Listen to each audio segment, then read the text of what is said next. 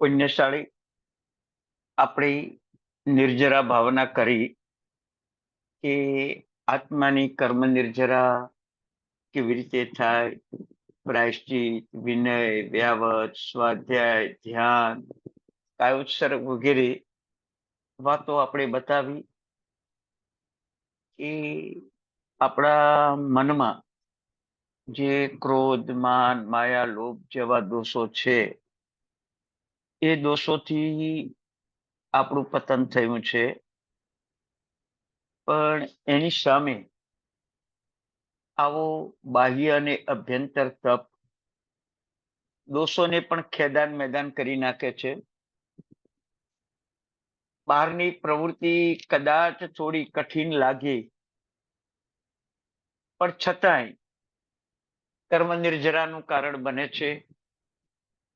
સ્વાધ્યાય, ધ્યાન, કાયોત્સર્ગ આ કાળમાં થોડું કઠિન લાગે કે 100 લોગસનો કૌશક કરવાનો.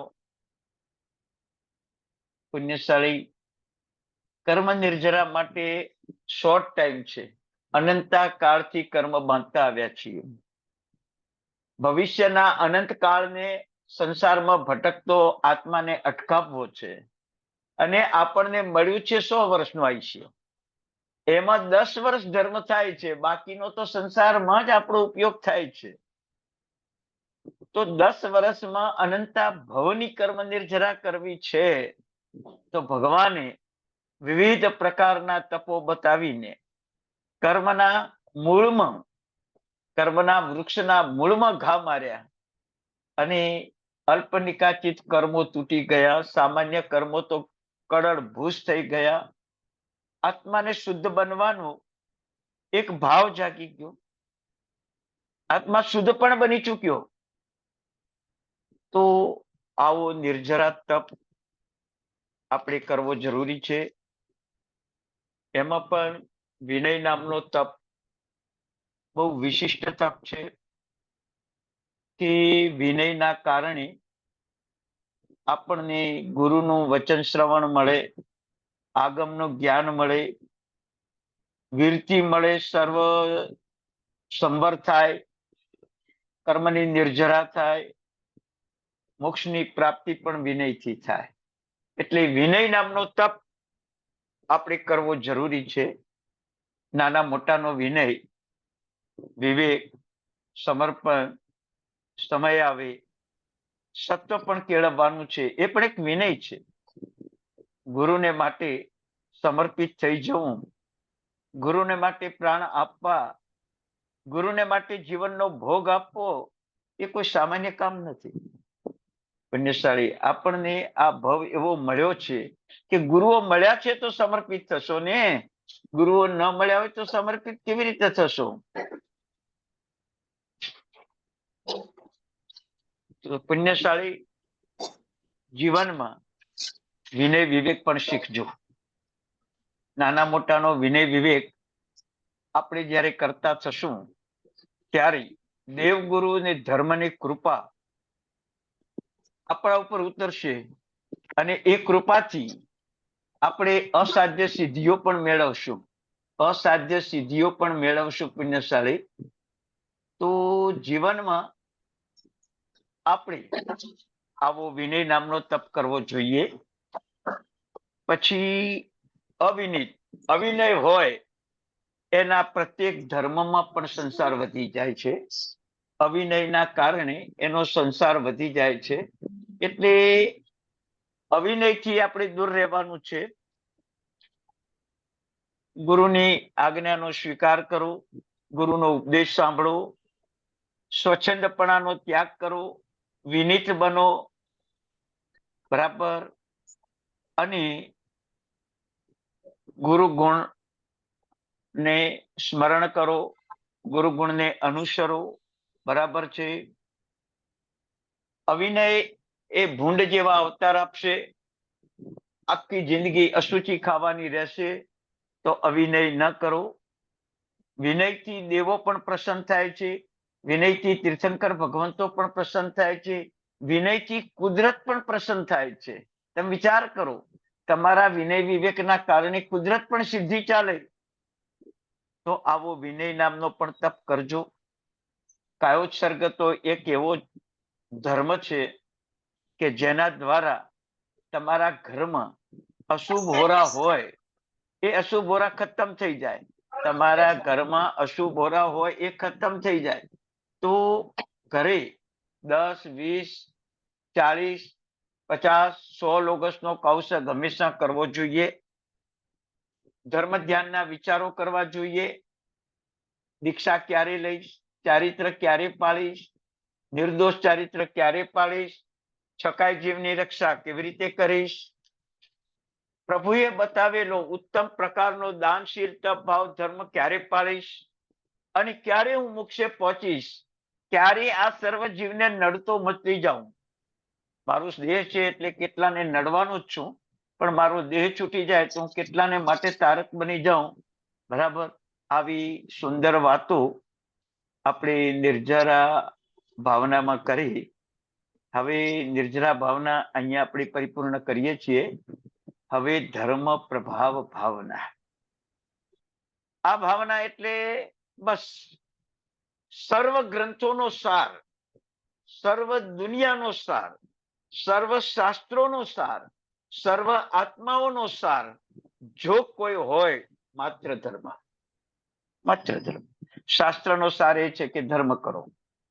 તીર્થંકર ભગવાન ખુદ ધર્મ કરે, ઉપદેશ આદિ આપવાનો ધર્મ કરે તીર્થંકર ભગવંતો પર.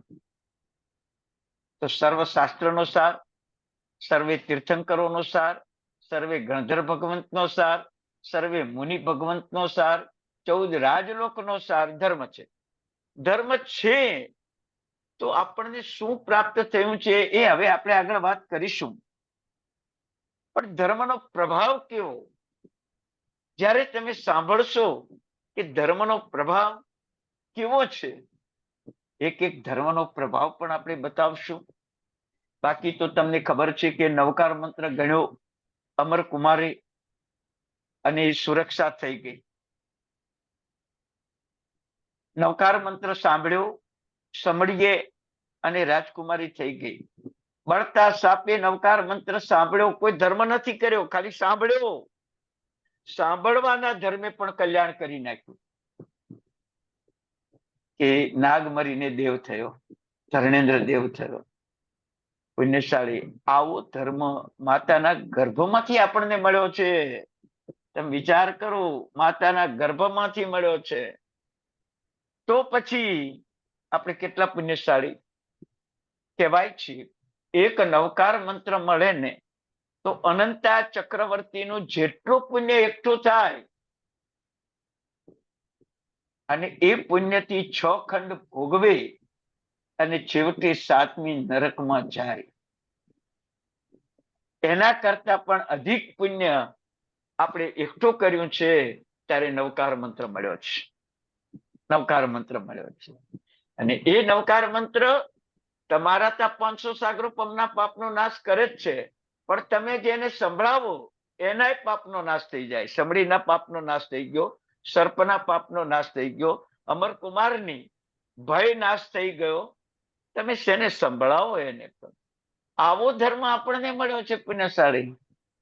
તો આપણી ધર્મ ભાવના કેવી છે આમાં ડિટેલ બતાવું છું હું ધીમે ધીમે.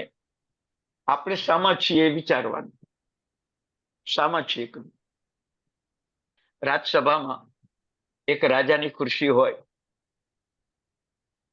રાજા પછી પ્રધાનની ખુરશી હોય, મંત્રીની ખુરશી હોય, નગર શેઠની ખુરશી હોય, અને પછી રાજ્યના સુરક્ષા કવચ વાળા, રાજ્યના શ્રેષ્ઠ આગેવાનો એની ખુરશી હોય, એના ઉપર બધા બેઠા હોય. કદાચ દેવ પ્રસન્ન થાય અને તમને એમ પૂછે કે આટલી બધી ખુરશી છે, તમારે જેમાં બેસવું છે એ અધિકાર તમને મળશે.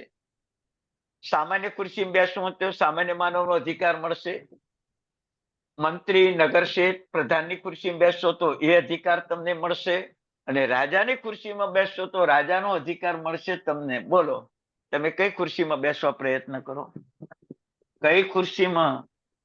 રાજાની. રાજાની ખુરશીમાં બેસવાનો પ્રયત્ન કરશો, પુણ્યશાળી. અહીંયા રાજાની ખુરશીમાં બેસવાનો પ્રયત્ન કરો છો તો આ લોકમાં રાજાઓના રાજા, ચક્રવર્તીના ચક્રવર્તી, એવું ધર્મ, એ ધર્મ સિંહાસનમાં બેસવાનો કેમ પ્રયત્ન આપણે નથી કરતા? કેમ પ્રયત્ન નથી કરતા? રાજાના સિંહાસન ઉપર બેઠા પછી આયુષ્ય પૂરું થશે તો રાજાપણું ચાલી જશે, દુશ્મન યુદ્ધ કરશે તો રાજાપણું છોડવું પડશે. પણ પુણ્યશાળી, જ્યારે તમે ધર્મ સિંહાસન ઉપર બેઠા હશો ને, ત્યારે એમ કહેવાય છે કે દુનિયા તમને નમશે અને તમે અનંત સુખની આ ભોગતા બનશો, એવો ધર્મનો પ્રભાવ છે. તો એ સિંહાસન ઉપર બેસવાનું કેમ મન નથી થતું? ધર્મ કરવાનું મન થાય છે, ધર્મી બનવાનું મન નથી થતું. મારા શબ્દો બરાબર સાંભળો. ધર્મ કરવાનું મન થાય છે, ધર્મી બનવાનું મન નથી થતું. ક્રોધ કરવો છે, પ્રાયશ્ચિત લઈ લેવું છે, પણ ક્રોધ નહીં કરીને ક્ષમા રાખીને ધર્મી બનવું છે, એ ભાવ અત્યારે આપણને નથી. ચોમાસું આવ્યું છે, ધર્મ આરાધના કરી લેવી છે, આરાધક બનવું છે, પણ આરાધ્ય નથી બનવું. કે મારું નામ લે એના કર્મ કપી, મારે શરણે આવે એને પાપ કર્મો નિર્જરા થાય, મારું કહ્યું માને એને મોક્ષ મળી જાય, એવા આરાધ્ય આપણે બનવું છે. એવો ભાવ ખરો આપણે? આવો ભાવ આપણને ખરો? વિનિશાળી, અનંતા ભાવ ધર્મ કર્યો, આરાધ્ય ન બન્યા. હવે આરાધ્ય બનવું છે આપણે. ધર્મના પ્રભાવથી જ આરાધ્ય બનાય છે. ગૌતમ સ્વામી વગેરે 11 ગણધરો, મહાવીર સ્વામી વગેરે 24 તીર્થંકર ભગવંતો, સ્થૂલભદ્ર, ભદ્રબાહુ સ્વામી જેવા મહાન સાધુ ભગવંતો આરાધ્ય બન્યા. આજે એમના નામ લેવાય છે. મંગલમ ભગવાન વીરો, મંગલમ ગૌતમ પ્રભુ, મંગલમ સ્થૂલભદ્રાદા જૈન ધર્મોસ્તુ મંગલમ. જૈન ધર્મના કારણે આ ત્રિપુટી આપણને મળી. ભગવાન મહાવીર પણ જૈન ધર્મના કારણે મળ્યા, ગૌતમ સ્વામી પણ જૈન ધર્મના કારણે મળ્યા, સ્થૂલભદ્ર પણ જૈન ધર્મના કારણે મળ્યા. તો આપણને ધર્મ પ્રત્યે કેમ ભાવ આવતો નથી? ધર્મ સિંહાસન પર બેસવાનું કેમ મન નથી થતું? વિચાર કરો. તમે જે સુખી છો, તમે જે સ્વતંત્રતાથી બોલી શકો છો, તમે જે આજ્ઞા કરીને સુખની પ્રાપ્તિ કરી શકો છો, તમે અઢળક પુણ્ય એકઠું કરી શકો છો, તમે ઈચ્છિતને પ્રાપ્ત કરી શકો છો, તમે નિરોગી રહી શકો છો, તમને કુદરતી વાતાવરણ અનુકૂળ છે, તમને ધરતીકંપનો ભય નથી, તમને પાણીનો ભય નથી, તમને અગ્નિનો ભય નથી. આ બધી સુવિધા કોણે આપી? આ બધી સુવિધા કોણે આપી? ધર્મે સુવિધા આપી. પુણ્યશાળી, ફર્નિચર ઘણા વસાવ્યા, 10-20 વર્ષે ફર્નિચર ચેન્જ કર્યા. ફર્નિચરથી શું મળ્યું આપણને? પાપ. પુણ્ય ધોવાઈ ગયું ને પાપ બંધાઈ ગયું.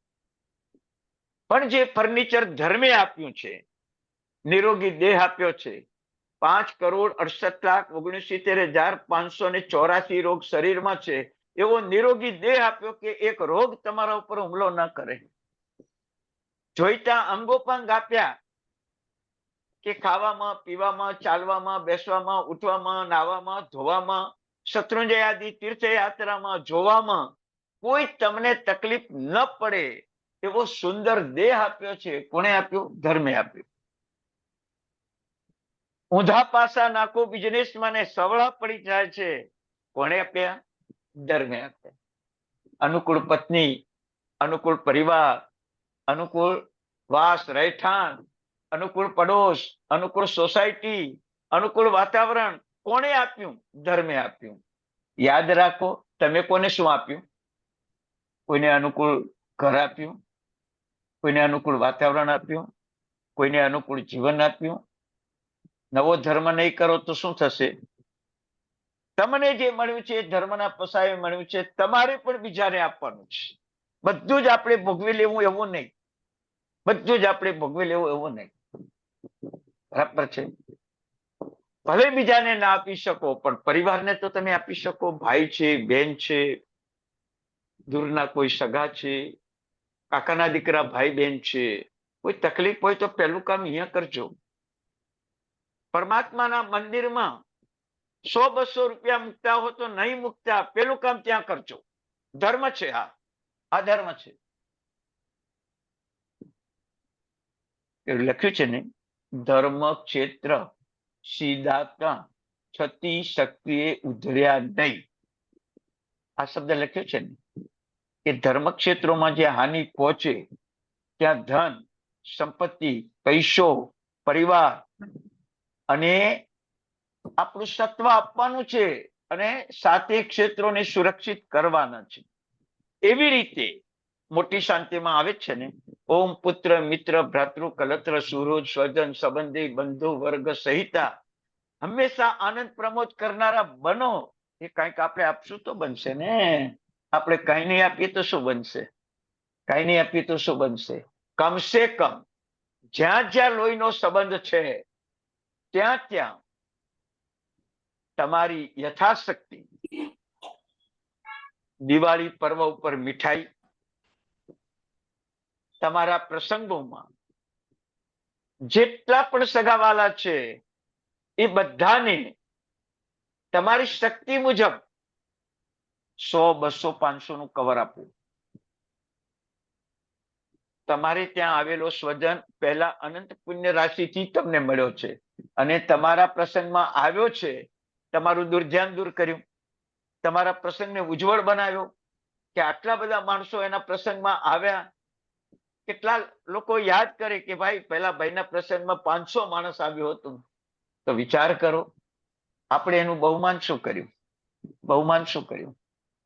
બોલીએ છીએ ખરા, નિશંક્ય નિકંક્ય નિવિતિગીચા મુદટિય ઉભૂતિ કરણે પ્રભાવના અઠ્ઠ. બરાબર, પ્રભાવના. તો વિચાર કરજો, આપણે પ્રભાવના શું કરી? હજી ઊંડા લઈ જવાના છે તમને. આ તો વ્યવહાર ભજનમાં તમને સમજાવું છું. બરાબર છે? ઊંડો ધર્મ તો ભગવાને કયો છે કે જેટલા મારા ઓમ પુત્રથી માંડીને આ ભવના, પરભવના, પૂર્વ ભવોના, ભવિષ્યના ભવમાં જેટલા કોઈ સગા સંબંધી સ્નેહી સ્વજન થાય છે એ બધાને ઉદ્દેશીને હું ધર્મ કરું છું કે એ બધા મારી સાથે મોક્ષે આવે અને હું બધાની સાથે મોક્ષે જાઉં. આવી ધર્મ પ્રભાવ ભાવના છે. આવ્યો કોઈ દિવસ ભાવ?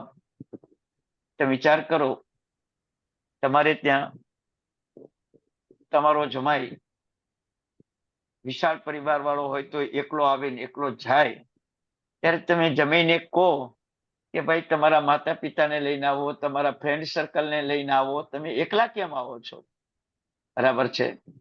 ત્યારે યાદ રાખો, આપણે જયારે મોક્ષે જવાનું હશે તો સાંપ્રદ્યુમ્નની જેમ 8.5 કરોડ, પાંડવોની જેમ 20 કરોડ મુનિવરો સાથે મોક્ષે જશું તો આ દુનિયામાં હજારો વર્ષ સુધી નામ અમર રહી જશે.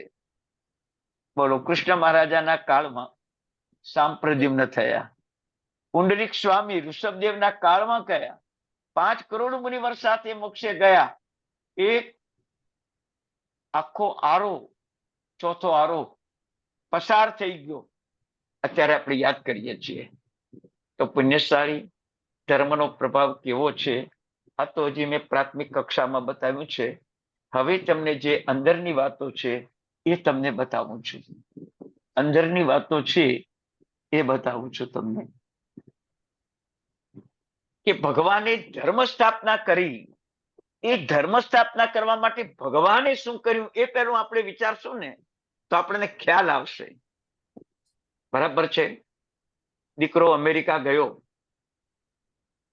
અને 2 વર્ષની અંદર તમને 1 કરોડની ગાડી ઘરે બેઠા ભેટ મોકલે તો તમને શું થાય? મારો દીકરો કેટલો કમાયો, 1 કરોડની ગાડી મારે ઘરે મોકલી. દીકરાનું ખૂબ સારું થજો, તમે બોલશો જ. 1 કરોડની ગાડી, આપણું આયુષ્ય પૂરું થશે ત્યારે આપણે છોડીને જવું પડશે. ભગવાને આપણી શરીર રૂપી ગાડી 100 વર્ષ સુધી શ્વાસથી જીવતી, જ્યાં ત્યાં ત્યાં જઈ શકાય, જે ભોગવવું હોય તે ભોગવી શકાય, જે આપવું એ આપી શકાય, જે ગ્રહણ કરવું એ ગ્રહણ કરી શકાય, જે લેવું એ લઈ શકાય, એવો આપણો શરીર રૂપી રથ, શરીર રૂપી ગાડી ભગવાને ધર્મના પ્રભાવથી આપણને આપીએ છે. તો એ ધર્મ કેવો હશે? એ ધર્મના સ્થાપનારા કેવા હશે? તો એક મહાવીર સ્વામીનું ચરિત્ર વાંચો. ભગવાનની આજ્ઞામાં દીક્ષા લેવી હતી, ભાઈની આજ્ઞા માની 2 વર્ષ સંસારમાં રહ્યા. 12.5 વર્ષ દીક્ષા લીધા પછી ઘોર તપ કર્યો, ઘોર ઉપસર્ગો સહન કર્યા, કેવળ જ્ઞાન પામ્યા. 30 વર્ષ ઉપદેશ આપ્યો. ગોશાળાએ તેજો લેસ્યા છોડી, ચંડ કૌશિકે ડંક માર્યો, ગોવાળિયાએ કાનમાં ખીલા ટોક્યા, કેટલાય પગમાં આગ લગાડી. બરાબર, આવા કેટલાય દુશ્મનો ઉભા હતા, તો એ પ્રભુ ધર્મના પ્રભાવથી સુરક્ષિત રહ્યા. વિચાર કરો, તીર્થંકરો સ્વયં જીવતો ધર્મ જ છે, પણ એમના ધર્મના પ્રભાવથી સુરક્ષિત રહ્યા. એ જ ધર્મ આપણી પાસે છે, એ જ ધર્મ આપણી પાસે છે, જે ધર્મથી 14 રાજલોકમાં સારામાં સારા સ્થાનો કહેવાતા 12 દેવલોક, 9 ગ્રહ વેગ, 5 અનુત્તર, 15 કર્મભૂમિ, એ જે સારા ક્ષેત્રો કહેવાય છે, એને ખરીદવા માટે પણ ધર્મ જોઈશે, અહીંયા જન્મવા માટે પણ ધર્મ જોઈશે, અને મોક્ષે જવા માટે પણ ધર્મ જોઈશે. પુણ્યશાળી, આ બધું આપણને મળી ચૂક્યું છે, એટલે આપણને અત્યારે ધર્મની કિંમત નથી. ભગવાને નિર્દોષ ધર્મ બતાવ્યો, નિર્દોષ, કે ધર્મ કરવામાં તમે કોઈ ક્રિયા કરો, કોઈ તપત્યાગ કરો, બરાબર, કોઈ વ્યવહાર કરો ધર્મને લગતો,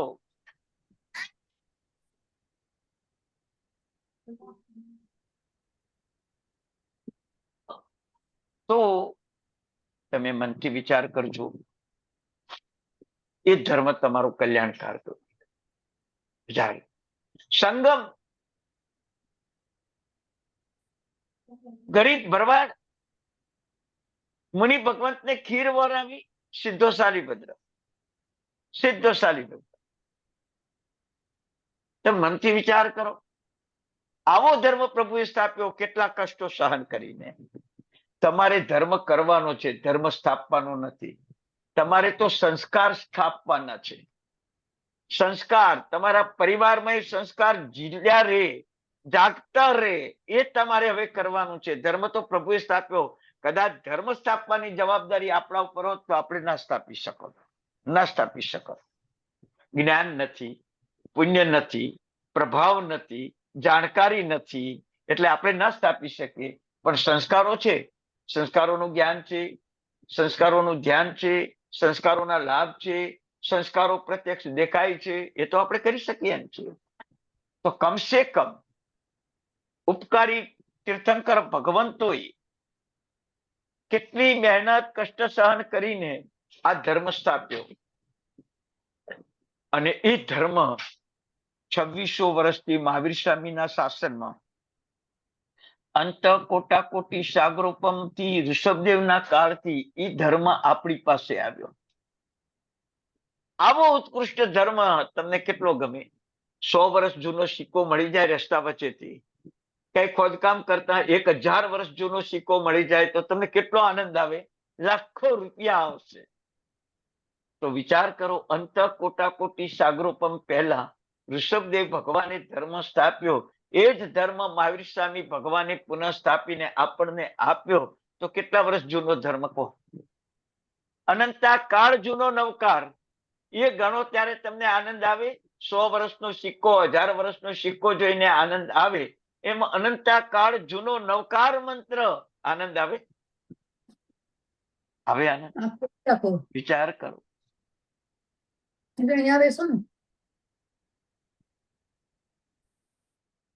અનંતા કાળ જૂનો નવકાર મંત્ર આપણને મળ્યો, વિચાર કરો તમે, આપણને આનંદ આવે?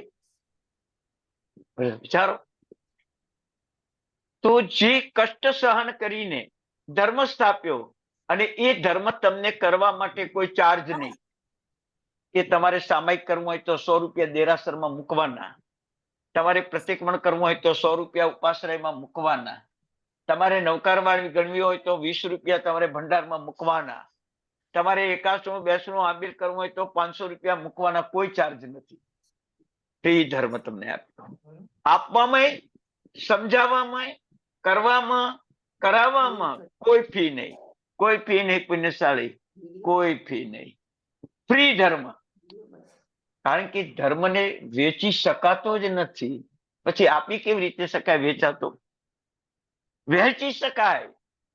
એક સામાયિકનું પુણ્ય એકઠું કર્યું હોય ને, તો મારું પુણ્ય મારા પરિવારને મળો અને મારો પરિવાર સર્વવીરતિ પામો, એમ વહેંચી શકાય, પણ વેચી ના શકાય. વેચી ના શકાય. તો આવો સુંદર ધર્મ અનંતકાળની આસક્તિના કારણે કર્મે આપણા ઉપર હુમલો કર્યો છે. ધર્મ પામવા દેતો નથી, ધર્મ કરવા દેતો નથી, ધર્મ સમજવા દેતો નથી. પણ આપણે સામનો કરવો પડશે. ધર્મ પામવો છે, ધર્મ સમજવો છે, ધર્મ કરવો છે, અને એ ધર્મથી અનંત કાળથી મોહનીયાદિ કર્મોનો જે હુમલો છે એને મારે ખાળવો છે. પ્રસન્નચંદ્ર રાજર્ષિએ નાના બાળકને રાજ્ય સોંપીને ચાલતા થઈ ગયા. મિથિલા નરેશ નમી રાજર્ષિ મંત્રીને રાજ્ય આપીને ચાલતા થઈ ગયા. વિચાર કરો, પોતાના પુત્રને રાજ્ય આપીને ચાલતા થઈ ગયા. સનત કુમાર ચક્રવર્તી રાજ્ય સોંપ્યા વિના ચાલતા થઈ ગયા. ચલો જે ખમું છે રાજ્યનું, પણ મારે મારા આત્માનું કલ્યાણ કરવું છે. આવો ધર્મ આપણા હાથમાં આવ્યો છે. ત્યારે વિચાર કરજો. એ ધર્મ માટે લોકો પડાપડી કરે છે, અને આપણે સ્વાર્થ વૃત્તિ રાખીએ છીએ. એક દેવતા પ્રભુ મહાવીરના સંવત્સરમાં આવ્યો, પ્રભુનો ધર્મ સાંભળ્યો, ચારિત્ર ધર્મનો મહિમા સાંભળ્યો, અને પ્રભુને કહી દીધું, હવે ઉભો નહીં થવું, તમે મને ચારિત્ર આપો. તમે મને ચારિત્ર આપો. આ સંવત્સરમાંથી હું નીચે પણ નહીં ઉતરું, ઉભો પણ નહીં થાઉં. તમે કહો, મને રજવરણ આપો, મારે ચારિત્ર લેવું છે.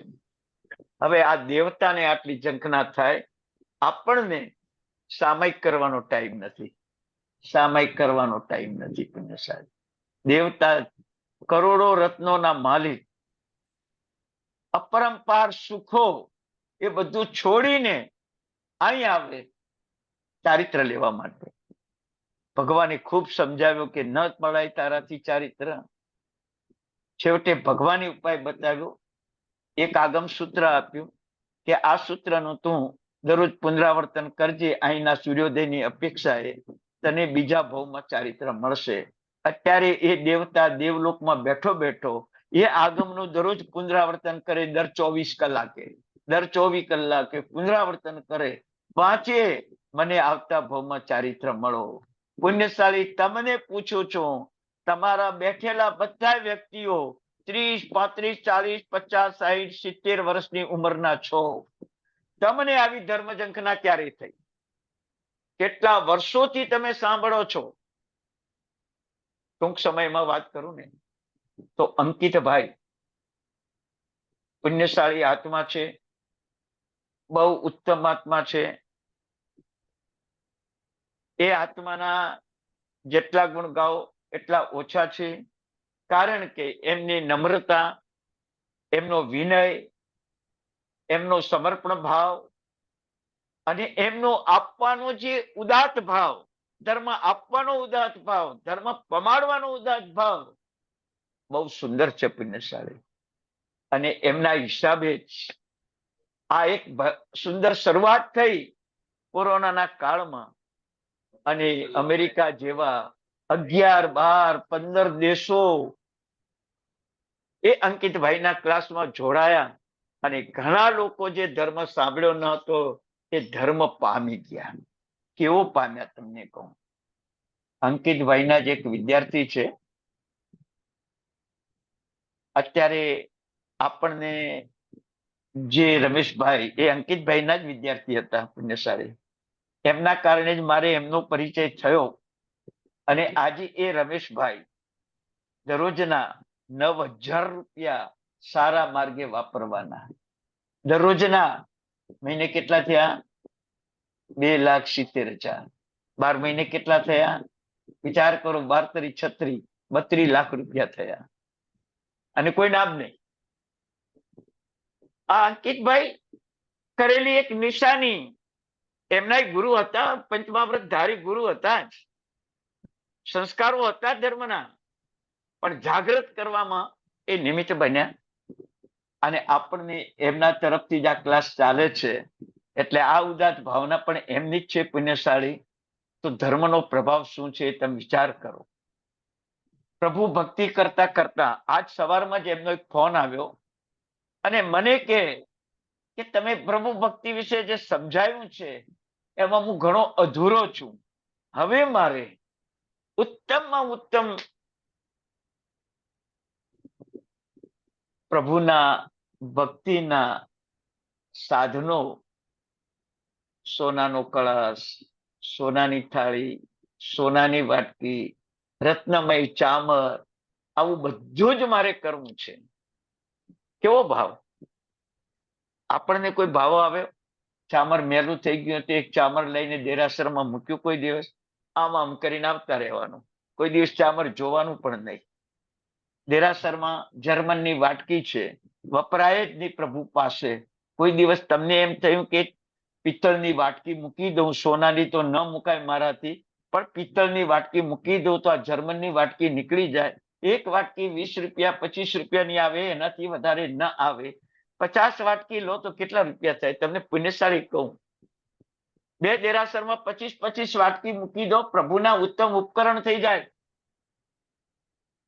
ધર્મ સાંભળ્યા પછી કરવો જ નથી જો જીવનમાં, તો સાંભળ્યાનો અર્થ પણ શું? શક્તિ હોય એટલું કરો. 10 વાટકી મૂકો, તમારી શક્તિ હોય.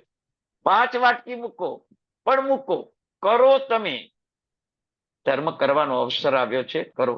પ્રભુએ ધર્મ સ્થાપવા માટે 12.5 વર્ષ ઘોર તપ કર્યો. પુણ્યશાળી, આપણે ભલે તપ ના કરી શકીએ, પણ આપણી સમૃદ્ધિમાંથી, આપણી સંપત્તિમાંથી એક દાગીનો ઓછો કરી નાખો. નહીં જોઈએ આ દાગીનો. આ દાગીનામાંથી જેટલા પણ પ્રભુના ઉપકરણો આવે એટલા મારે પ્રભુને મૂકી દેવા છે. એવો ભાવ લાવો તમે. ધર્મનો પ્રભાવ શું છે વિચાર કરો. 5 કોડીના 18 ફૂલની પૂજા કરે અને એ કુમારપાળ મહારાજા બની જાય, એ ધર્મનો પ્રભાવ શું? બસ આ ધર્મની પ્રભાવકતા બતાવી. ધર્મ દુર્લભ છે, છેલ્લે ભાવના આવશે જ. ધર્મ દુર્લભ ભાવના કેટલો દુર્લભ છે તમે વિચાર કરો. 7 અબજ માનવીમાં 43 લાખ જૈનોને જ જૈન ધર્મ મળ્યો છે. 7 અબજ માનવીમાં, અત્યારે આ દુનિયામાં 7 અબજ માનવીની સંખ્યા છે, એમાંથી માત્ર 43 લાખ જૈનોને જૈન ધર્મ મળ્યો છે. અને એમાંથી માત્ર 5 થી 7 લાખ લોકો જૈન ધર્મ પામેલા છે. બાકીના તો ક્રિયાકાંડ કરવા વાળા છે, ક્રિયાકાંડ કરવા વાળા છે. એ પામી ગયા છે. 5 થી 7 લાખ જીવો કેવા પામ્યા છે? જ્યારે તમે એમના દાખલા સાંભળશો, હું આપીશ, વર્તમાન કાળના પણ દાખલા આપીશ. કેવા પામેલા ધર્મ. અમદાવાદના નગરશેઠ એક સરસ બંગલો બનાવ્યો પોતાને રહેવા માટે. વાસ્તુ પૂજાનો સમય આવી ગયો છે, વાસ્તુ પૂજા કરાવે છે. પુણ્યશાળી, અનમ્યુટ ના કરો.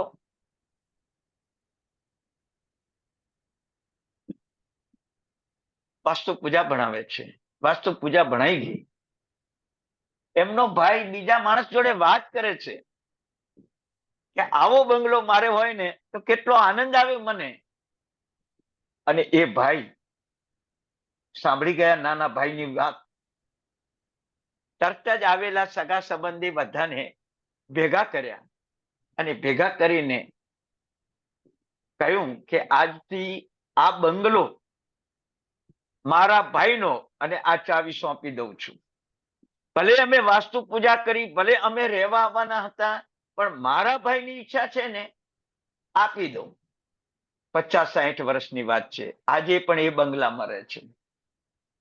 તમને આવો કોઈ ભાવ આવ્યો કે કોઈ ઉંદર માટે સુરક્ષાનું કવચ બનાવવું, કોઈ પશુઓ માટે સુરક્ષાનું કવચ બનાવવું, કોઈ પક્ષીઓ માટે કોઈ પાંજરા બનાવવું, કે એ કટોકટીના કાળમાં એમની સુરક્ષા થાય, આવો કોઈ ભાવ તમને આવ્યો?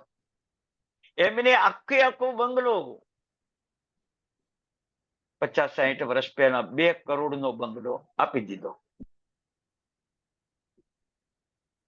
ભાઈને. તમારા મનમાં કોઈ ભાવ આવે છે કે મારા ભાઈની પરિસ્થિતિ નબળી થાય, મારી બેનની પરિસ્થિતિ નબળી થાય તો 2-5% પણ મારે સહાય કરવી, ભલે ધર્મ માર્ગે ઓછો વાપરીશ, પણ પહેલી સહાય કરીશ? આ ધર્મ પ્રભાવ. ધર્મ પ્રભાવ આપણા જીવનમાં વર્તમાન કાળના આવા 700 થી અધિક દાખલા છે. સમય સમય તમને દાખલા આપીશું. 700 થી અધિક દાખલા છે. શું કર્યું આપણે આ સંસારમાં? કોરોનાના કાળમાં જે લોકોએ ગુપ્ત દાન કર્યું છે, ઓનલાઈન ખાતા નંબર બારોબાર મેળવી, ઓનલાઈન ખાતા નંબર મેળવીને એમના ખાતામાં 25,000, 50,000, 40,000, લાખ, 2 લાખ રૂપિયા જમા કરાવી દીધા. કોણે કરાય ખબર નથી. આ ભારત ભૂમિ છે, આ દાન ભૂમિ છે, આ તીર્થ ભૂમિ છે, અને અહીંયા આવા અનેક કાર્યો થશે. ભૂતકાળ પણ તમને મુંબઈનો બતાવશું, ભૂતકાળ અમેરિકાનો બતાવશું કે અમેરિકાનો ભૂતકાળ શું હતો, વર્તમાન કાળ આપણો શું છે અત્યારે, આપણો ભવિષ્યકાળ કેવો હશે, કેવો હશે વિચાર કરજો. હમણાં એક ભવિષ્યવેતાએ કહ્યું કે આજે 43 લાખ જૈનો પાસે જૈન ધર્મ છે, 20 વર્ષ પછી એક જૈન નહીં હોય અને જૈન ધર્મ પણ નહીં હોય. તમે વિચાર કરો, આપણે ક્રિયાકાંડ કરીએ છીએ, પાળતા નથી એટલે ભાઈ બોલ્યા. અંતરમાં આપણી પાસે ધર્મ નથી, માત્ર ક્રિયા ધર્મ છે. બોલો, હવે આપણા બાપ દાદા જેટલા પ્રતિક્રમણ કરતા હતા એટલા આપણે કરીએ છીએ? આપણે જેટલા અત્યારે પ્રતિક્રમણ કરીએ છીએ એના પછીના આપણા દીકરા કે એમના દીકરા પ્રતિક્રમણ કરે છે તો ધર્મ નાશ પામે? આપણા બાપ દાદા જીવ વિચાર નવતત્વ દંડક ભણી ગયા, આપણે 2 પ્રતિક્રમણ કે 5 પ્રતિક્રમણ ભણી ગયા, આપણા દીકરાને નવકાર સિવાય કઈ આવડતું નથી. ધર્મ નાશ. આપણે તપ ત્યાગ ગાંભીર ઉપવાસ નવકાર સિંહ 24 28 તપ માસખમણ કર્યા. આપણા દીકરા તો 14ના દિવસે હોટલમાં જમવા જવાનું કે ઘરે કારણ કે એવું બનાવેલું ખાવા ભાવતું નથી, 14ના દિવસે હોટલમાં જમવા જશું અમે. તમે તાર ખાવ સૂકું. સૂકાનો લાભ બતાવ્યો નહીં આપણા દીકરાઓને, એટલે સૂકું ખાવામાં પાછા પડ્યા. અમેરિકાએ સંશોધન કર્યું કે 2 દિવસ તમે લીલોતરી ખાઓ છો, એ પ્રાણી શરીરમાં વૃદ્ધિ પામે છે અને એનાથી તમારા શરીરમાં રોગ થવાનો સંભવ છે. એટલે 3જા દિવસે કઠોળ ખાવું જ જોઈએ 3 ટાઈમ, અને એ કઠોળ ખાવાથી તમારા શરીરમાં પાણી શોષાઈ જાય એટલે રોગના ભોગ ઓછા બનો. એટલે જ ભગવાને, મહાવીર સ્વામી કે ઋષભદેવ ભગવાને દર 3જા દિવસે તિથિ આપી. પાંચમ પછી આઠમ, આઠમ પછી 11, 11 પછી 14, 14 પછી બીજ, બીજ પછી પાછી પાંચમ. તિથિ એટલા માટે છે કે દર 3જા દિવસે કઠોળ ખાવાનું છે. આજના વિજ્ઞાને સંશોધન કર્યું છે. આપણો ધર્મ તો વૈજ્ઞાનિક હતો. આજે તમને પૂછું કે ભગવાનના દૂધનો પક્ષાલ કેમ કરો તમે? તમને પૂછું, કેમ દૂધનો પક્ષાલ કરો? ખબર નથી. પાણીનો પક્ષાલ કેમ કરો? ખબર નથી. વિધિ લખી છે પૂજા કરવાની, કરી લેવાની, દોડધામ કરવાની, દોડતા દોડતા આવીને ભગવાનને પક્ષાલ કરી લેવાનો. પાણી શું છે, કેવું છે, ક્યાંથી આવ્યું, કોઈ ખબર નથી. તમે વિચાર કરો, ભગવાનનો પક્ષાલ કરવાથી, પાણીનો પક્ષાલ, અને પાણીમાં 1 લીટર પાણીમાં 2 થી 3 ગ્રામ જેટલું દૂધ નાખવાનું, 2 થી 3 ગ્રામ જેટલું દૂધ નાખવાનું, એનાથી વધારે નહીં. આવા દૂધયુક્ત પાણીથી પ્રતિમાનું આયુષ્ય વધે. આજના વિજ્ઞાને સિદ્ધ કરી બતાવ્યું કે દૂધથી એટલે અલ્પ દૂધથી અતિશય દૂધ આપવાથી પાછું નુકસાન થાય. તો આજે ઘણા લોકોનો ખોટો આગ્રહ છે, પ્યોર દૂધથી ભગવાનનો પક્ષાલ કરો. અરે ભાઈ, બીપીની ગોળી 20 અંશની લેવાની હોય અને 100 અંશની લો તો મૃત્યુ જ થાય. એ 20 અંશની જ લેવી પડે. એવી રીતે દૂધની માત્રા જ સાચવવી પડે, એનાથી પ્રભુની મૂર્તિનું આયુષ્ય વધે. તમે વિચાર કરો કેટલો લાભ થાય તમારે. એ મૂર્તિ જેટલી લાંબો કાળ બને, 100 વર્ષ રહે તો તીર્થ બની જાય. તમારા દૂધ અને પાણીથી તીર્થ બની ગયો. તમે મનથી વિચાર કરો. હવે આવો આંતરિક ધર્મ તમે નહીં જાણો તો હવેના લોકો અજૈનના મંદિરોને જેમ ભગવાનને મૂકી દેશે કે એક બ્રાહ્મણ ભગવાનને પક્ષાલ કરી પૂજા કરીને આપણે બધાએ દર્શન કરીને ચાલ્યા જવાનું. આ જ આવવાનું છે, આ જ આવવાનું છે. આજે તમને થોડોક આ ભાવ પર લઈ જવા છે કે ધર્મ પામો. તમે ધર્મ કરો નહીં, કેવળ પામો. મારી ફરજ શું છે, મારી ફરજ શું છે. તમને કહું, ભામાશા જૈન ધર્મી હતા. માઉન્ટ આબુ પર દેરાસર બંધાવવાનું શરૂ કર્યું છે અને મહારાજા રણજીતસિંહ ઉપર આક્રમણ થયું. મહારાજા રણજીતસિંહને ભાગી જવું પડ્યું. મહારાણા પ્રતાપ, મહારાણા પ્રતાપને ભાગી જવું પડ્યું. ભામાશાહે દેરાસર અટકાવી દીધું અને રાજાના ચરણે ધન ધરી દીધું. અનેક જૈનોએ ધન ધરી દીધું અને ફરીથી મહારાણા પ્રતાપને રાજા બનાવ્યા અને મુસલમાનોથી આખું રાજ્ય સુરક્ષિત બનાવ્યું. એ મુસલમાન એક પણ આક્રમણ ન કરી શક્યો મહારાણા પ્રતાપની સામે. ત્યારે વિચાર કરો, એ જૈનોની તાકાત છે. આજે આપણે આવો કોઈ ધર્મ કર્યો? સામાયિક તો કે 500, પ્રતિક્રમણ કે 1000, એકાસનાથ કે 1000, 28 તો કે 40. બરાબર આપણો ધર્મ ગણાયો કેટલો? ધર્મની સુરક્ષા માટે કેટલું કર્યું, કેટલું કર્યું. તો હવે પુણ્યશાળી તમને ધર્મનો પ્રભાવ બતાવ્યો, ધર્મની તાકાત બતાવી. હવે 4 પ્રકારનો ભગવાને ધર્મ બતાવ્યો છે. એ એક એક ધર્મની તમને વાત કરીએ. દાન ધર્મ. દાન એટલે પોતાની માલિકીની વસ્તુ પોતાની ઈચ્છાથી આપવી, અપવરાવવી. એ દાન ધર્મ, એ દાન ધર્મ. પોતાની માલિકીની વસ્તુ. હવે સમજી લો કે મારી માલિકીની વસ્તુ અહીંયા 2 જોડી કપડા પડ્યા છે. હું વાલકેશ્વર ભણાવવા ગયો અને કોઈ સાધારણ માણસ આવ્યો, સાધર્મિક આવ્યો અને એને કપડા માંગ્યા ને મારા કપડા એને સેટ થાય એવા હોય અને મારા ઘરવાળા એમને પૂછે કે મારે શું કરવું, તો એમ કહું આપી દે 2 જોડી કપડા, આપણે નવા લાવશું. તો એ રીતે આપવું, દૂર રહ્યા છતાં અપવરાવવું, બીજાની પાસે પણ અપવરાવવું, પોતાની માલિકીનું.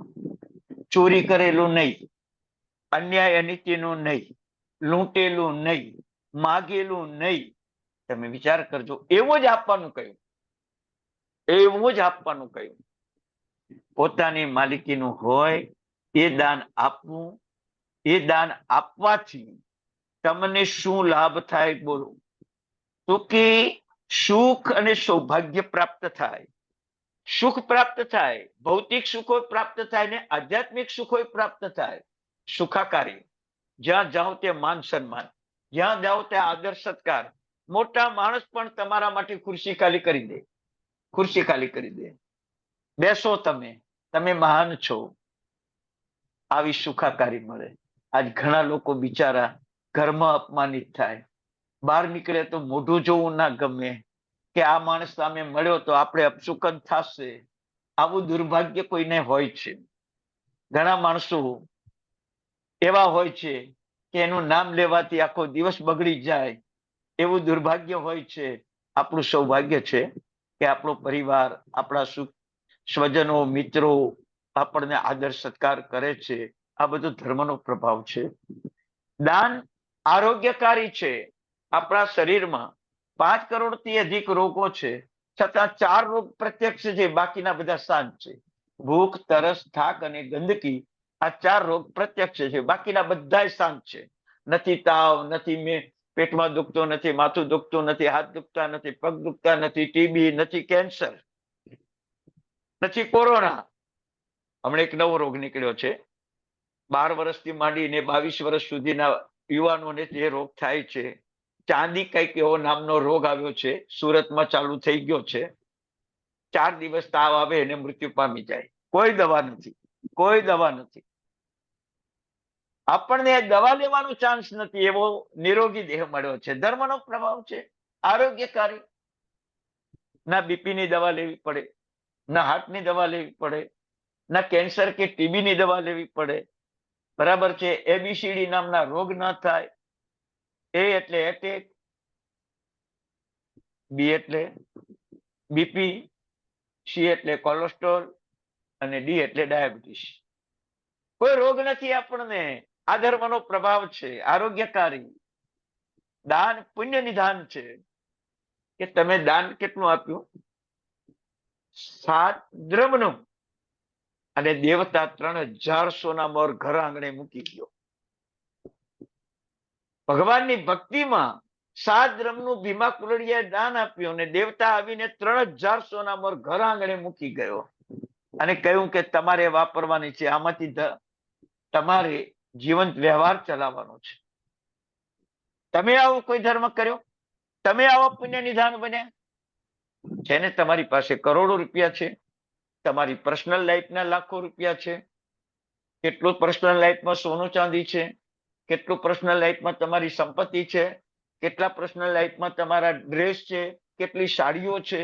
કોઈ દિવસ ગુપ્ત દાન કર્યું? કોઈ દિવસ કર્યો? પુણ્ય નિધાન બનવું છે, આરોગ્યકારી બનવું છે, સુખી બનવું છે, આનંદ ભોગવવો છે, નિરોગી બનવું છે. દાન આપવું, દાન આપવું. કીર્તિ વધે, ચારે બાજુ પ્રસાર થાય. આજે આપણે જોઈએ છે કે અંકિતભાઈ 1,000 માણસ અત્યારે એમની પાસે અભ્યાસ કરે છે. કેટલા? 1,000 વિદ્યાર્થીઓ એમની પાસે અભ્યાસ કરે છે. છેલ્લા 200 વર્ષનો એક દાખલો લેવામાં આવે તો એક જ અધ્યાપક પાસે 1000 વિદ્યાર્થી ભણતા હોય તો એ અદ્ભુત કળા કોની છે? અંકિતભાઈની. તમે વિચાર, આવા આવા ટીચરો તમને મળ્યા છે, તમે એમને સાંભળો છો.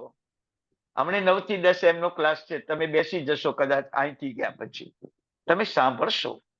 પુણ્ય સૌભાગ્ય છે, એમના મુખના દર્શન કરવા એ પુણ્ય સૌભાગ્ય છે. આટલાને ધર્મ પ્રમાણદારો આત્મા કેટલો અંદરથી સત્વશીલ હશે, તમે વિચાર કરો. સોનાને કઈ મોઢામાં ચખાતું નથી, સોનાને આંખમાં નાખીને તપાસી શકાતું નથી, પણ સોનું પોતાના સત્વથી ન કાળું પડે, ન ઝાંખું પડે, 100 વર્ષે પણ એવું ને એવું જ રહે. સુવર્ણની કોઈ બીજી પરીક્ષા થતી નથી. એવી રીતે આવા ઉત્તમ આત્માઓ તમને જ્યારે જ્ઞાન આપતા હોય અને એ જ્ઞાનને તમે ખાલી સાંભળી સાંભળીને સ્પેરમાં મૂકી દેતા હોય ને, તો એ એક ખોટી પ્રથા છે. થોડુંક આત્મસાત કરતા રહેજો, પુણ્યશાળી. ભગવાન ઋષભદેવ, દાનથી કીર્તિ વધે, દાનથી શરીર કાંતિ વાળું મળે. આપણા મુખ ઉપર કાંતિ કેવી હોય? સદાય હસતા. શું કામ ભાઈ? મારું કમાયેલું મારે ખાવું છે, મારે કોઈની પાસે ભીખ માંગવી નથી, મારે કોઈનું કઈ જોઈતું નથી, હું જ કમાયું ને હું જ ખાઉં છું. શું કામ મારે મોઢા ઉપર કાંતિ ન રાખવી? શું કામ મુખ ઉપર પ્રસન્નતા ન રાખવી? ધર્મ પસાય તમારે કોઈની જરૂર ના પડે. ધર્મ જ તમારું કામ કરે, ધર્મ જ તમારું કામ કરે. વિચાર કરો. એક શ્રેષ્ઠી ધંધામાં નુકસાન ગયું, મૃત્યુ પામવાની અણી ઉપર હતા, ઝેર લાવી દીધું હતું ઘરમાં, અને પત્નીએ કીધું કે એક કામ કરો, એક દિવસ માટે આ ઝેર પીવાનું સ્થગિત રાખો. એમણે કહ્યું કે કાલે રાત્રે ઝેર પીશું, આજે રહેવા દઈએ. બીજા દિવસે સવારે કોઈ એમના સંબંધીને ખબર પડી કે આ મારો સંબંધી ઘણો બધો નીચે ઉતરી ગયો છે, દેવાદાર બની ગયો છે. અઢળક સમૃદ્ધિ લઈને આવી ગયા, આપી દીધું, તારું દેવું ચૂકવી દે ને તું ધંધો કર. ધંધો કરાયો, બધા પૈસા એને પાછા આપ્યા, ધંધો કરાવ્યો. તમે મનથી વિચાર કરજો આ ધર્મનો પ્રભાવ. આપણે તો વિચાર કરજો, આપણી પાસે 5-25 હજાર રૂપિયા હશે તો કોઈ વાર વહુ માગશે, કોઈ વાર દીકરો માગશે, કોઈ વાર દીકરાનો દીકરો માગશે. તમે એની પાસે માગ્યા કે ના, અમારી પાસે નથી. આ આપણો પુણ્ય પ્રભાવ ઓસર્યો.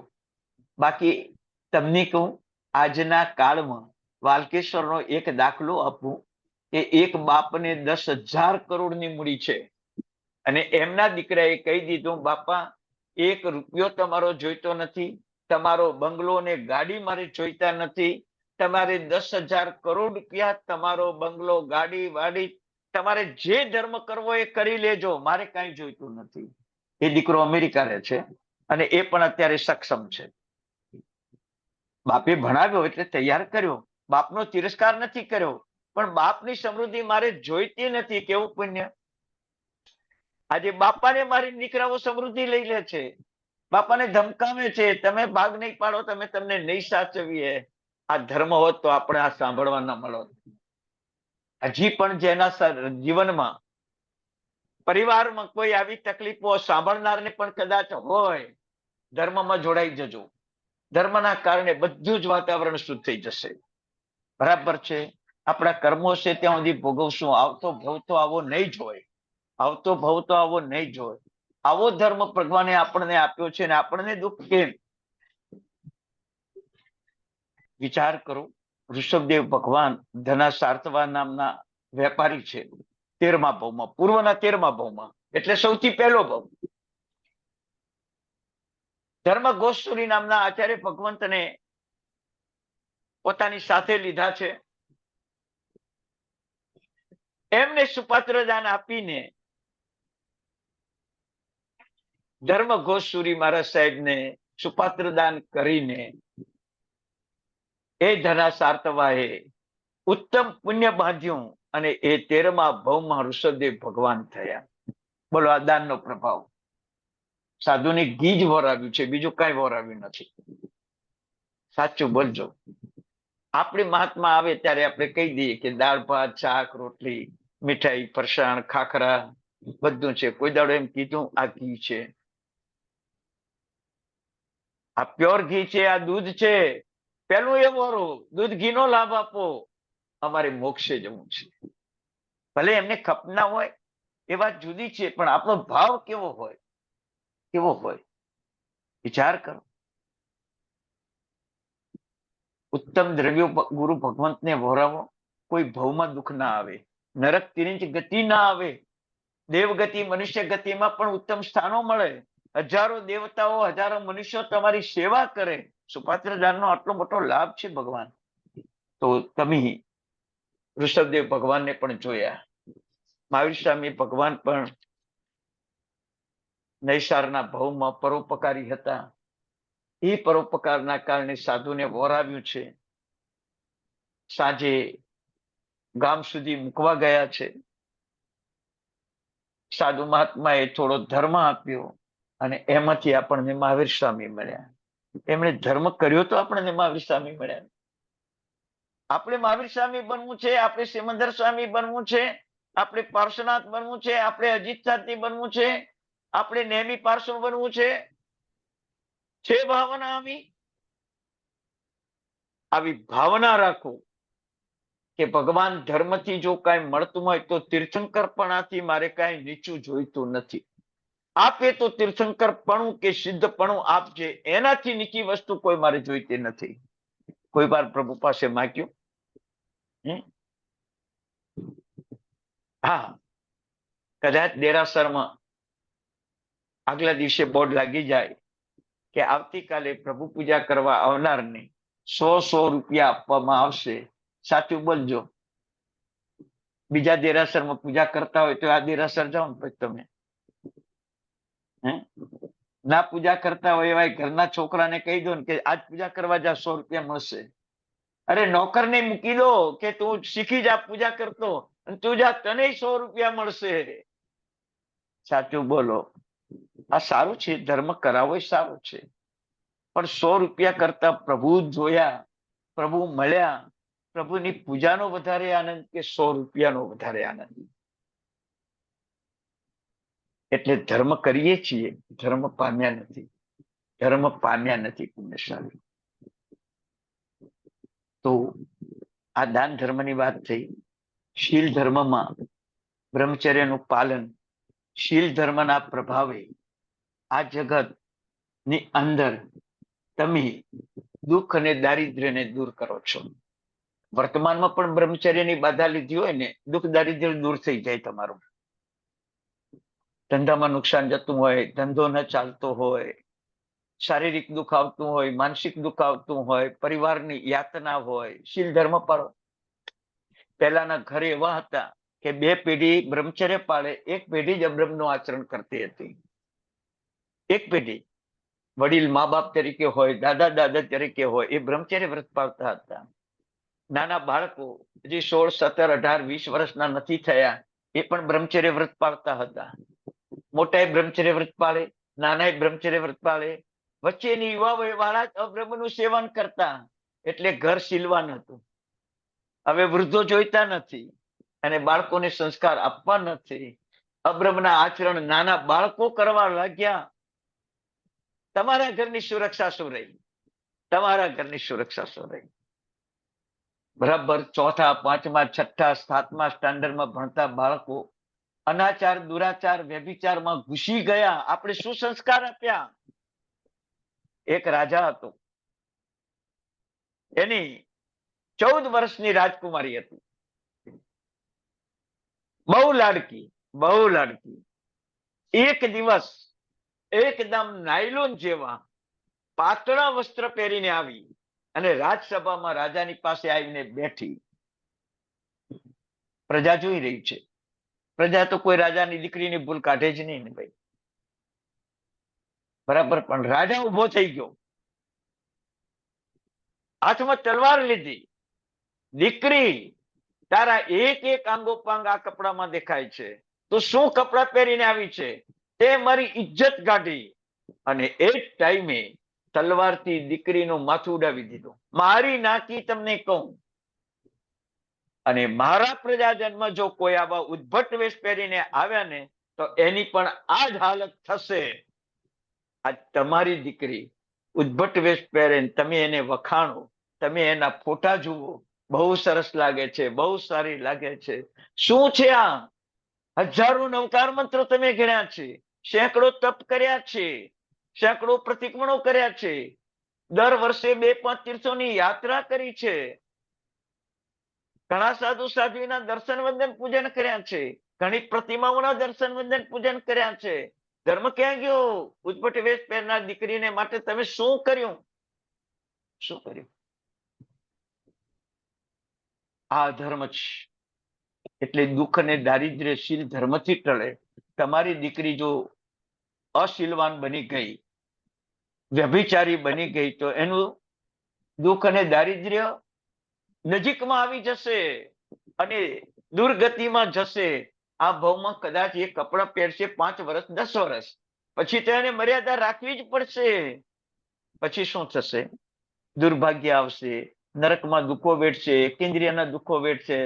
તમને તમારી દીકરી અવધિ જ્ઞાનથી હશે, તમે દેવલોકમાં હશો, અને તમારી દીકરી એક વૃક્ષમાં હશે, અને સેંકડો માણસ એ વૃક્ષની ડાળીઓ કાપતા હશે, અને તમારી દીકરીના જીવને દુઃખ પહોંચતું હશે. તમે દેવલોકમાં બેઠા છો તો કાંઈ નહીં કરી શકો, કારણ કે એનું કર્મ છે. શ્રેણિક મહારાજાનું કર્મ હતું. દીકરો 100 ફટકા મારતો હતો. પ્રભુ મહાવીર હૈયાત હતા. પોતાના દીકરા અભયકુમાર મંત્રી પણ હૈયાત હતા. ઇન્દ્ર મહારાજા પણ હૈયાત હતા. કાંઈ ના કરી શક્યા, કર્મ હતું. એમ તમે કાંઈ નહીં કરી શકો પુણ્યશાળી, કાંઈ નહીં કરી શકો. એક રાજા હતા, 4 દીકરા હતા, રાજકુમાર હતા. રાજાને પરદેશ જવાનો થોડો સમય આવ્યો. 4 દીકરાઓને, રાજકુમારોને રાજ્ય સોંપ્યું કે તમે સારી રીતે રાજ્ય ચલાવજો. નાના સુના ના હતા, 30, 32, 28 ઉંમર વર્ષના હતા, એટલે સારી રીતે રાજ્ય ચલાવતા. એક વખત દરિયા કિનારે એક વાહન આવ્યું વેપાર ધંધો કરવા માટે. પણ રાજકુમારોને એમ થયું કે આને વેપાર ધંધો કરવા દેશું ને તો આપણું લૂંટી જશે, એના કરતા એને લૂંટી દો ને જેલમાં પુરાઈ દો. વેપારીને લૂંટી લીધો, ઓલાને જેલમાં પૂરી દીધો. રાજા 2 મહિને પાછો આવ્યો અને રાજાએ જયારે વાત સાંભળી કે મારા ચારા દીકરાએ એક વેપારીને જેલમાં પૂરી દીધો છે, એનું બધું લૂંટી લીધું છે, બરાબર, મારા દીકરાઓએ અન્યાય કર્યો છે, મારે પ્રાયશ્ચિત કરવું પડશે. અને એ વેપારીને સન્માનપૂર્વક જેલમાંથી બહાર લાવ્યો, નગરના ચૌટે ચૌટે ફેર્યો સન્માનપૂર્વક. એનું તો ધન પાછું આપ્યું, પણ બહુમાન રૂપે અઢળક ધન આપ્યું. માફી માંગી રાજાએ. અને પ્રાયશ્ચિત શું કર્યું ખબર છે? એ 4 દીકરાઓ પાસે અગ્નિ સંસ્કાર નો હુકમ કરી દીધો. મને બચાવવાનો તમારે કોઈ પ્રયત્ન કરવાનો નથી, હું અગ્નિમાં બળીને મરી જઈશ, રાજા કે. અને એ અગ્નિ સંસ્કાર પ્રજા આપશે, તમારે 4 જણાએ આપવાના નથી. તમારા પાપીઓના હાથનો સ્પર્શ મને ન થવો જોઈએ. અને રાજા બળી મર્યો. 4 રાજકુમારોને ગામે ડિસમિસ કર્યા, રવાના કરી દીધા ગામમાંથી. આવું પ્રાયશ્ચિત દીકરાઓના પાપી પિતાએ કર્યું, રાજાએ કર્યું. આપણી પાસે છે કઈ? છે કઈ? તો શીલ ધર્મનો પ્રભાવ જુઓ. રાજીમતી અને રહનેમી ગુફામાં એકઠા થયા છે. ઉઘાડું શરીર છે રાજીમતીનું. રહનેમી ભોગની પ્રાર્થના કરે છે અને રાજીમતી રહનેમીને ધર્મ પમાડે છે અને ભોગના પાપમાંથી બચાવે છે. આવી એ મહાસતી હતી. મહાસતી સીતા રાવણના શકંજામાં ફસાઈ છે, પણ રાવણને એક લક્ષ્મણ રેખા દોરીને કહી દીધું હતું કે આની અંદર આવીશ તો તું મરી જઈશ, અહીં સુધી તારે આવવું આવ, તારે જે કરવું એ કર, પણ આ લક્ષ્મણ રેખા ઓળંગી તે દિવસે તારું મોત છે. રાવણ અડકી ન શક્યો. આ સીતાનો શીલ પ્રભાવ જુઓ. સતી સુભદ્રા કાચા સૂતરના તાંતણે ચાળણીમાં કુવામાંથી પાણી કાઢ્યું અને દરવાજાને છાંટીને દરવાજા ચંપાનગરીના ખોલી નાખ્યા. આ સતી શીલવંતી નર્મદા સુંદરીએ દુષ્ટ માણસોના શકંજામાં ફસાઈ ગઈ છે અને અબ્રહ્મના આચરણ ન થઈ જાય, શીલનો ભંગ ન થઈ જાય, એના માટે ગાંડી બની ગઈ. ગાંડી બની ગઈ અને એ ગાંડીને છોડી દીધી ને એને પોતાનું શીલ સુરક્ષિત કર્યું. આવા આપણા પૂર્વજો હતા, વિચાર કરો.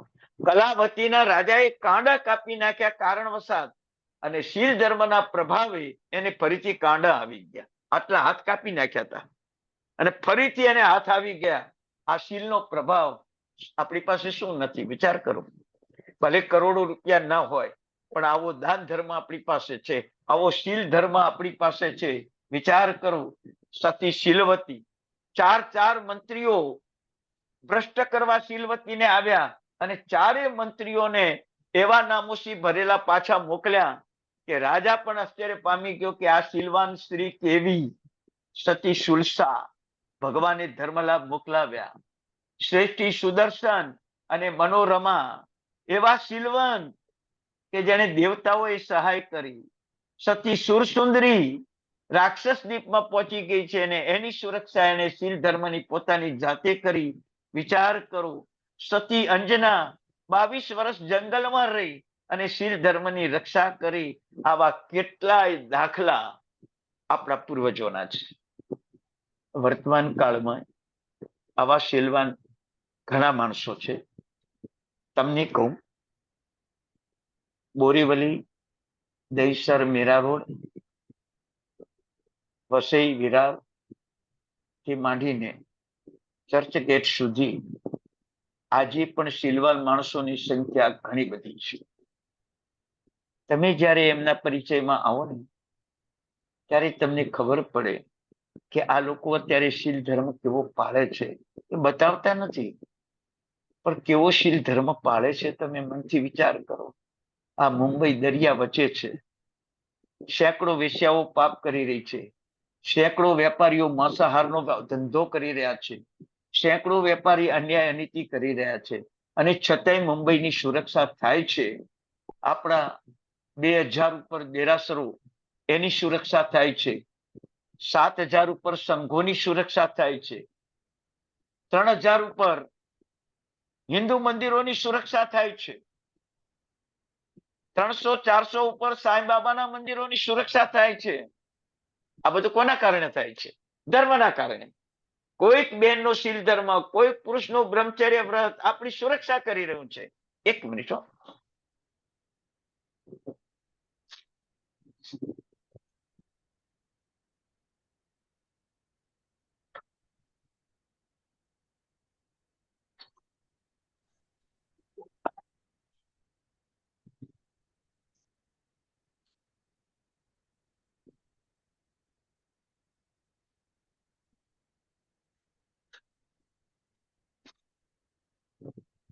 પુણ્યશાળી આવો શીલ ધર્મ આપણને મળ્યો છે.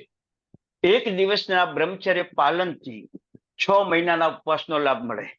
સવારે તમે પચખાણ કર્યું, બીજા દિવસના સવાર સુધી તમે બ્રહ્મચર્ય વ્રત પાળવાનું પચખાણ કર્યું, તમને 6 મહિનાના ઉપવાસનો લાભ મળે. દિવસે અબ્રહ્મનું આચરણ કોઈ કરતું નથી, તો સૂર્યોદયથી સૂર્યાસ્ત સુધી અબ્રહ્મનું આચરણ નહીં કરવું એવી જીવનભર તમે પ્રતિજ્ઞા કરો તો જીવનના 100 વર્ષમાં 50 વર્ષના બ્રહ્મચર્યના પાલનનો તમને લાભ મળે.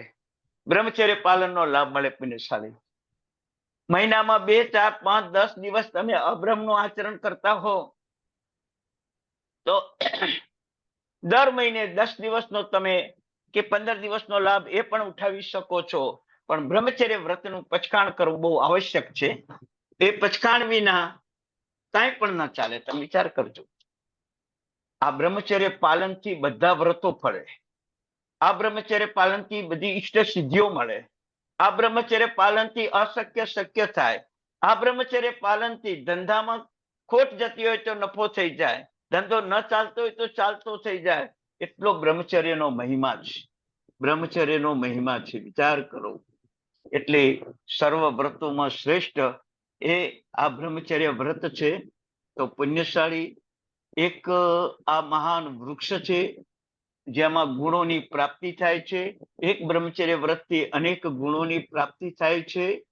અને સાધુ શ્રાવકના વ્રતો પણ બ્રહ્મચર્ય વ્રતથી જ ઉત્તમ છે. તો આવું બ્રહ્મચર્ય વ્રત દુઃખ દારિદ્ર્યને દૂર કરનારું, શરીરને સુખાકારી આપનારું, સૌભાગ્ય આપનારું, સર્વ જીવોને સુખ શાંતિ આપનારું એકના બ્રહ્મચર્ય પૃથ્વી, પાણી, અગ્નિ, વાયુ, વનસ્પતિ આદિ જીવો કોઈ દાડો આપણા ઉપર હુમલો ન કરી શકે એવી તાકાત બ્રહ્મચર્ય વ્રતમાં છે. બ્રહ્મચર્ય સીતા અગ્નિમાં જ પડીને પાણીનો કુંડ થઈ ગયો. સુદર્શન શેઠને સૂળી ઉપર ચડ્યા અને સિંહાસન થઈ ગયું. તમે મનથી વિચાર કરો આ બ્રહ્મચર્યનો પ્રભાવ. પેલા સ્થૂલભદ્ર મુનિ દરરોજ આપણે મંગલાચરણમાં લઈએ છીએ, મંગલમ ભગવાન વીરો, મંગલમ ગૌતમ પ્રભુ, મંગલમ સ્થૂલભદ્રાદાય જૈન ધર્મોસ્તુ મંગલમ. 84 સુધી નામ અમર કરી ગયા. વિચાર કરો આ બ્રહ્મચર્યની તાકાત. તો આવો શીલ વ્રત બરાબર. તો દાન ધર્મ અને શીલ ધર્મ, બે ધર્મ આજે તમને બતાવ્યા. હવે તપ ધર્મ, ભાવ ધર્મ, ધર્મની પ્રભાવકતા, ધર્મનો મહિમા, ધર્મથી અપ્રાપ્ય શું છે, ધર્મથી શું નથી પ્રાપ્ત કરી શકાતું, ધર્મની તાકાત શું છે, ધર્મ સ્મરણની તાકાત કેટલી છે. સીતાએ ખાલી લક્ષ્મણ રેખા દોરી, 3 ખંડનો અધિપતિ રાવણ, વાસુદેવ, 9 ગ્રહો એની સેવામાં, 16,000 વિદ્યાઓનો સાધક એ લક્ષ્મણ રેખા ન ઓળંગી શક્યો. લક્ષ્મણ રેખા ન ઓળંગી શક્યો, સીતા શીલ વ્રત પાળી શકી. કેટલી તાકાત શીલ ધર્મમાં કે 3 ખંડનો અધિપતિ, 9 ગ્રહો જેને વશ છે, 16,000 વિદ્યાઓ જેને સાધી છે, સીતાને કઈ ન કરી શક્યું. વિચાર કરો. બસ આવા દાન ધર્મ અને શીલ ધર્મની તમને વાતો કરી. હજી ધર્મ પ્રભાવક ભાવના આપણે આગળ ચલાવશું. પછી 12મી ભાવના પણ આવશે. એ ભાવનાઓ પૂરી થશે એટલે આપણું યોગશાસ્ત્ર પણ પૂરું થશે પુણ્યશાળી. લગભગ 60-62 કલાક આ સ્વાધ્યાય આપણો થશે અને 60 કલાકની અંદર આપણે 60 મિનિટ પણ શાંતિથી સાંભળ્યું જ હશે. એનું સંસ્કાર આપણામાં પડે અને આવતા ભવમાં, આ ભવમાં યોગશાસ્ત્ર, તો આવતા ભવમાં યોગી બનો. ભોગી નહીં, યોગી બનો, યતિ બનો, સાધુ બનો અને એ જ ભવમાંથી મોક્ષે પહોંચો એવી સુંદર ભાવના પુણ્યશાળી.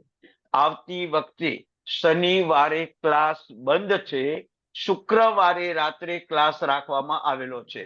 આવતા શુક્રવારે રાત્રે ક્લાસ રાખવામાં આવેલો છે. શનિવારે ક્લાસ બંધ છે. બરાબર છે. મંગલમ ભગવાન વીરો મંગલમ ગૌતમ પ્રભુ મંગલમ સ્થૂલભદ્રાધ્યાય જૈન ધર્મોસ્તુ મંગલમ. ભગવાનની આજ્ઞા વિરુદ્ધ કંઈ કહેવાયું હોય તો મિચ્છામી દુક્કડમ. સૌ સાતામાં રહેજો. સૌને પ્રણામ પુણ્યશાળી. પ્રણામ ગુરુજી, સાતામાં રહેજો. સર પ્રણામ. સર પ્રણામ. સર એક બે સવાલ છે સર. સર પિત્તળની વાડકી મૂકવા કીધું ને આપણે. તમે 1 મિનિટ, અત્યારે બધું રેકોર્ડિંગ થાય છે. બરાબર. તમારે જે કઈ પછી મને મોબાઈલમાં પૂછી લેજો. રેકોર્ડિંગમાં પછી બધું આવી જાય છે. હા ઓકે સર. ઓકે સાતામાં રહેજો સર. પ્રણામ સર. હા પ્રણામ હો પુણ્યશાળી. પ્રણામ, બધાને સર. પ્રણામ. હાજી હાજી. પ્રણામ સર. પ્રણામ પ્રણામ. પ્રણામ સર. હાજી પ્રણામ પુણ્યશાળી. બધાને પ્રણામ. પ્રણામ સર. બહુ હાજી. સુંદર સમજાયું, બહુ સુંદર સમજાયું. હાજી હાજી હો. હાજી. બસ ધર્મ પામો એ જ ભાવના છે. આપણા રમેશભાઈની પણ એ જ ભાવના છે કે આપણે ધર્મ પમાડવો છે, બસ બીજું કાંઈ જ નહીં. બરાબર.